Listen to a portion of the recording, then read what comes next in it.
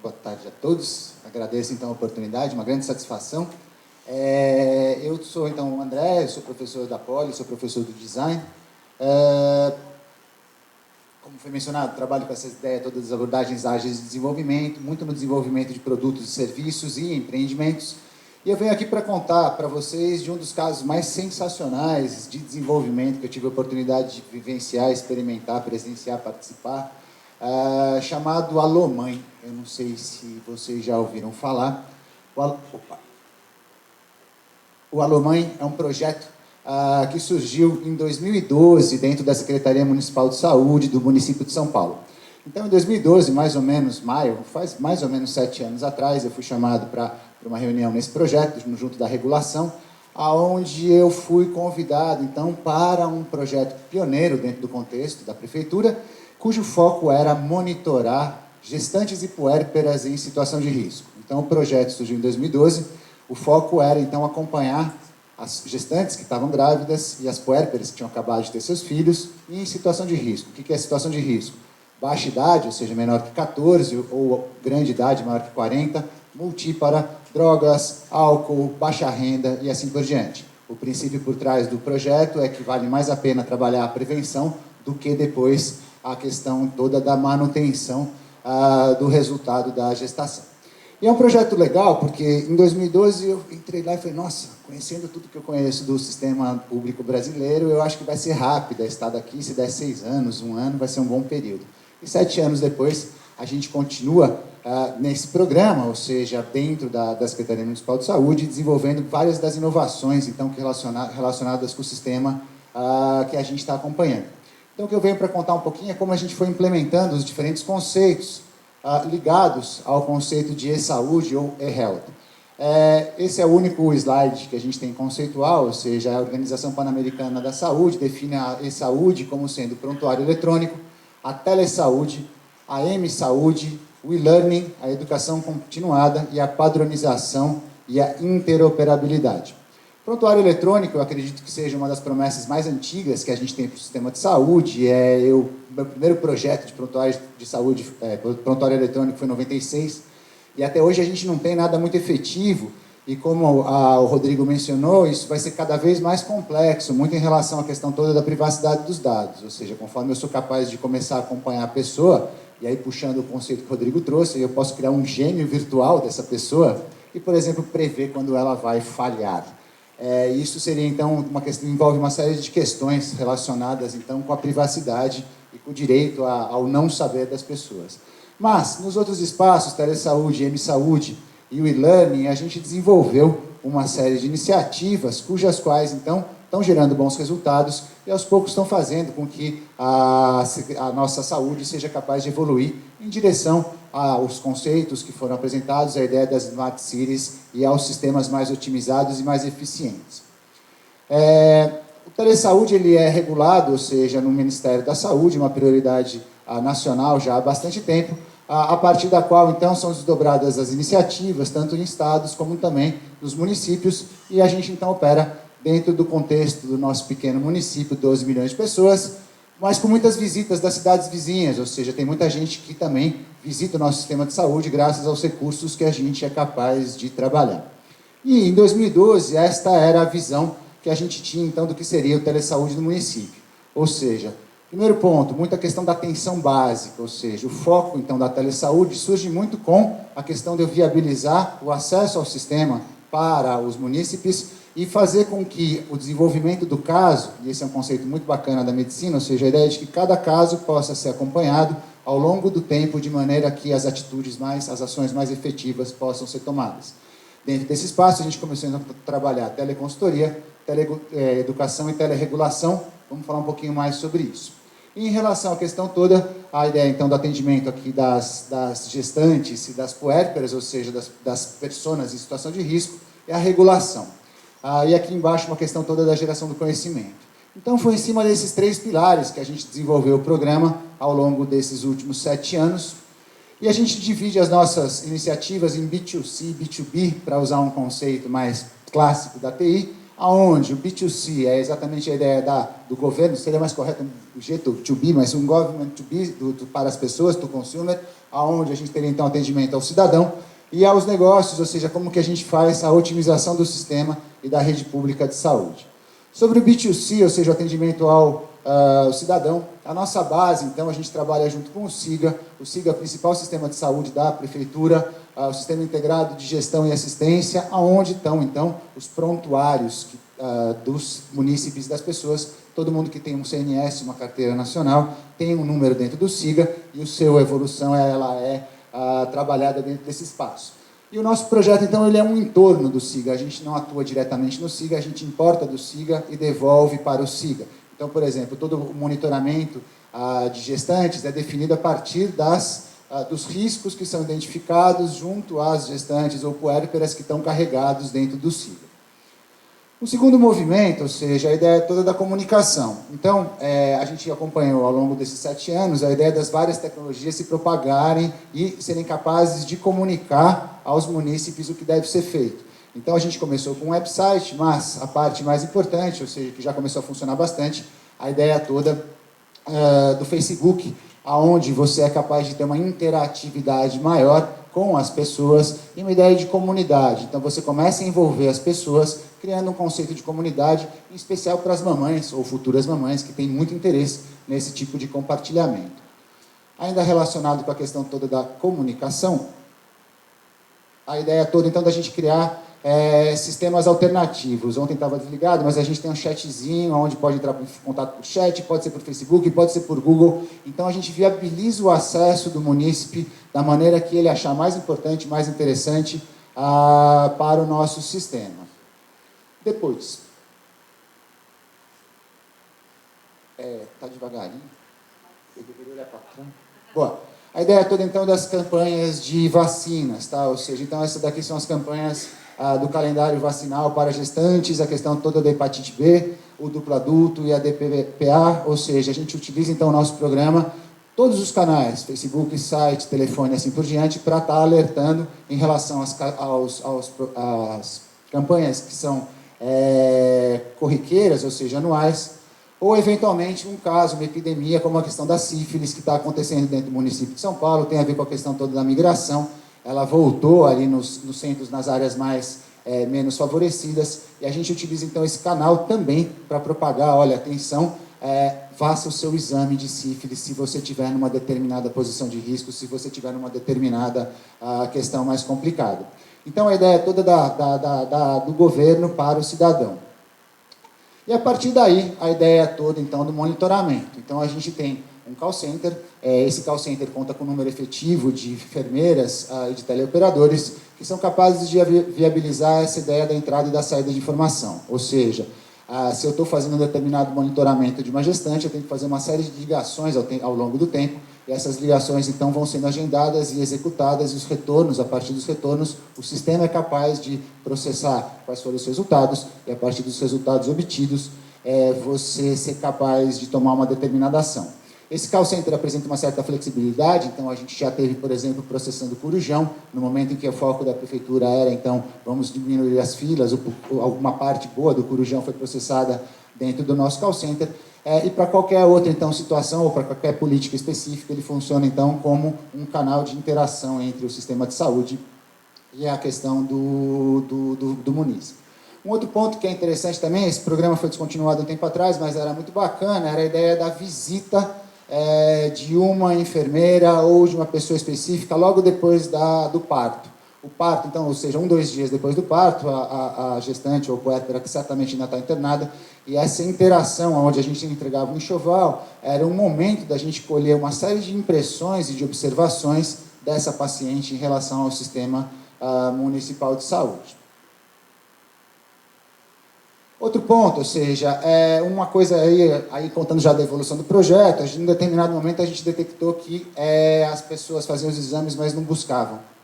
Então a gente começou a puxar esses exames para as nossas bases, e a partir então dos resultados, e quando a pessoa não tinha ido buscar, a ideia da gente então, olha, atenção, você deveria ir fazer uma consulta, você deveria retornar ao médico. Então, a gente começou, então, a integrar as bases. Se antes a gente só tinha o SIGA, de repente a gente começou a trabalhar com os outros laboratórios exatamente para centralizar e para puxar mais para perto essas informações para a tomada de ação.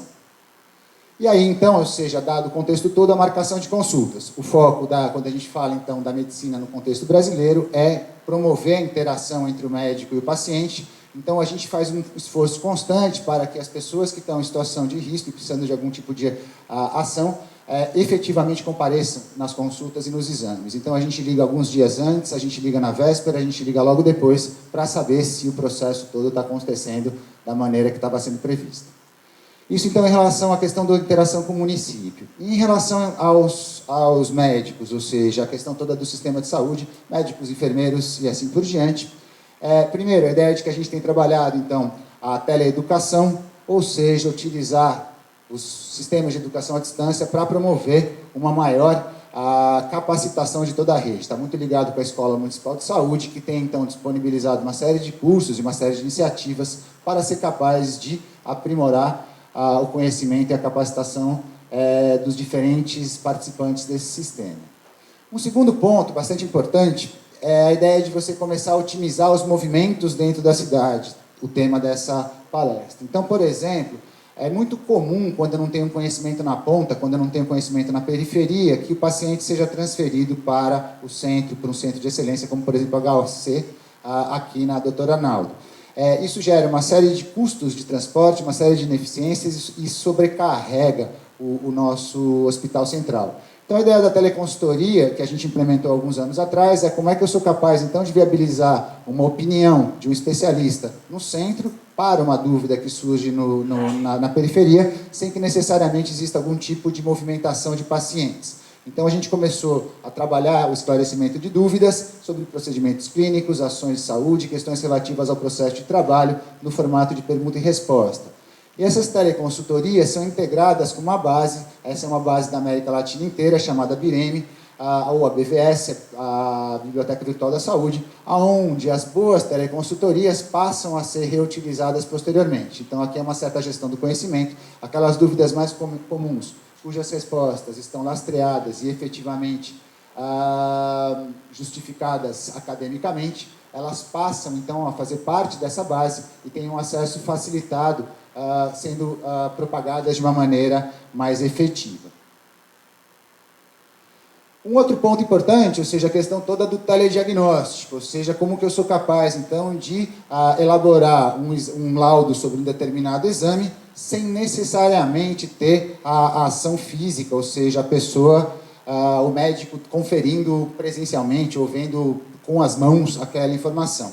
O conceito, então, ele é parecido com a teleconsultoria, mas ao invés de eu fazer uma pergunta, eu vou mandar uma imagem, ou eu vou mandar um exame, ou eu vou mandar alguma coisa cuja qual eu gostaria de ver um laudo.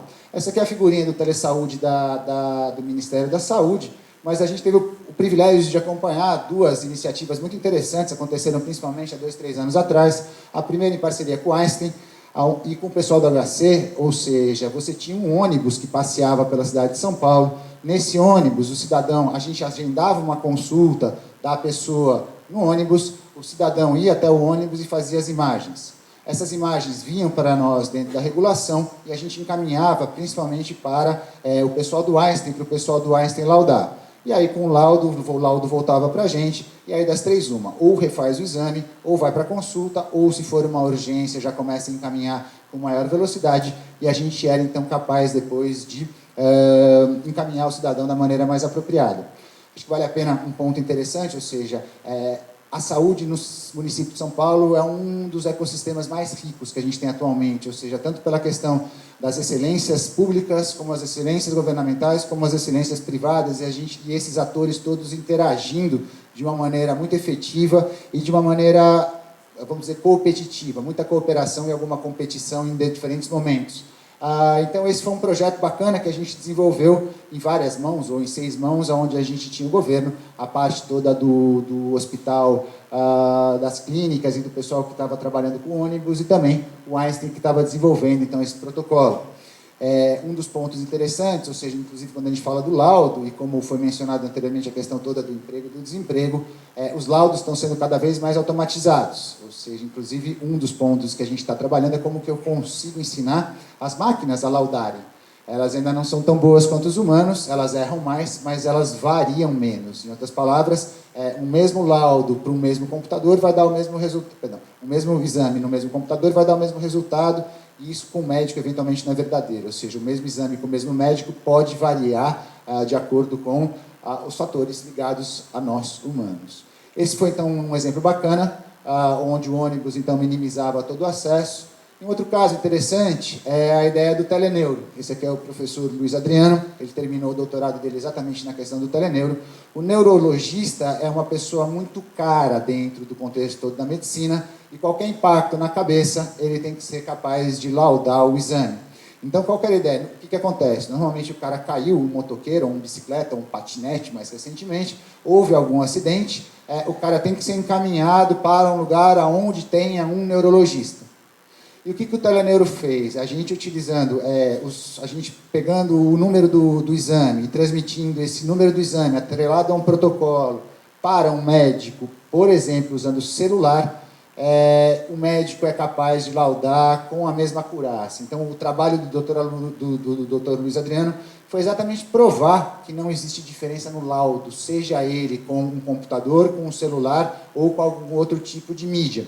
Então, esse é um caso de tele que otimiza o sistema. Eu preciso ter poucos neurologistas juntos num determinado contexto e trazer os exames de maneira que, à distância, eles possam, então, encaminhar os pacientes para os seus diagnósticos e para os seus encaminhamentos posteriores. A questão da regulação, ou seja, como, então, a gente é capaz de otimizar todo o sistema. Uma primeira ideia foi, então, o Corujão da Saúde, que aconteceu algum tempo atrás e que a gente, então, estava exatamente fazendo os agendamentos e as marcações. E o foco, então, é a otimização do sistema público, ou seja, ser capaz de dimensionar as cargas entre os diferentes hospitais nos diferentes espaços da cidade. Então, quem tem a vaga, de que maneira tem a vaga, qual a urgência, e a partir daí, então, começar a criar uma série de algoritmos capazes de definir qual é o melhor encaminhamento. Estamos longe disso, estamos partindo do manual para o Excel, para alguns primeiros algoritmos, estamos chegando já numa primeira automação, num primeiro algoritmo, mas estamos evoluindo a bons passos em relação a essa questão toda da regulação, ou seja, como que otimiza a movimentação de 12 milhões de pessoas nos diferentes estabelecimentos de saúde do nosso município. Estamos começando a trabalhar os Big Data, ou seja, essa aqui é só uma figura ilustrativa, mas estamos começando a trazer, então, agora a camada de cima. Nós temos os dados, nós temos os resultados, nós temos os históricos, consequentemente, a gente começa a conseguir dar uma certa visão para o nosso sistema público de saúde. Esse aqui é um Microsoft Power BI clássico, a gente tem o nosso ali na General Jardim, aonde está a secretaria, e nós já temos, então, alguns ensaios de quais são as coordenadorias que estão com maior volume de pessoas, quais são as coordenadorias com menor volume, quais são as filas, quanto tempo estão demorando as filas e assim por diante. Então, o gestor da saúde começa a ter uma clareza muito maior sobre como está performando o sistema dele, quais são as prioridades e quais são as ações que devem ser, então, otimizadas da maneira mais efetiva. E aí a ideia do futuro, ou seja, no futuro a ideia é de você começar cada vez mais a trabalhar o digital de forma a minimizar primeiro e depois otimizar os movimentos todos da população. A ideia, então, é de você começar a trabalhar os devices capturarem as informações e trazerem elas para o centro. A ideia é de você começar a ter os laudos à distância, sejam eles os laudos de exames ou segundo as opiniões formativas ou eventuais até aconselhamentos. E a questão toda da movimentação. Então, uma das outras coisas é a questão de como é que movimenta um paciente, otimizar essa questão. Está ligado, por exemplo, às ambulâncias, como é que eu sou capaz, então, de, numa ambulância que tem, hoje em dia, uma tecnologia mais rudimentar, implementar uma tecnologia mais atual, capaz, de alguma maneira, de já criar para onde, já laudar no tempo real, já encaminhar, a partir do laudo, já definir já regular qual seria a vaga mais interessante, e a partir dessa regulação laudada, já ser capaz de encaminhar para o espaço mais efetivo. Estamos andando aos poucos em direção a a esse paradigma novo, ou seja, a digitalização toda da saúde. As dificuldades são as maiores e as mais diversas, passam por questões políticas sempre ligadas à questão do público, as questões das instituições, como por exemplo o Conselho Federal de Medicina, cujo qual tem opiniões diferentes em diferentes momentos. Há um tempo atrás eles aprovaram, por exemplo, a telesaúde, algumas telemedicinas, no momento eles voltou-se atrás. A discussão ela é extensa e envolve muitos dos atores que eu mencionei. E a questão toda de você trabalhar com um município com 12 milhões de pessoas e convidados, ou seja, da Grande São Paulo, que no total são 18 milhões de pessoas. Então, esses três desafios juntos compõem um cenário bastante complexo, mas que aos poucos a gente tem tido o privilégio de percorrer e de superar a grande maioria desses desafios. Então, eu queria agradecer muito a atenção e obrigado por poder apresentar esse caso para vocês.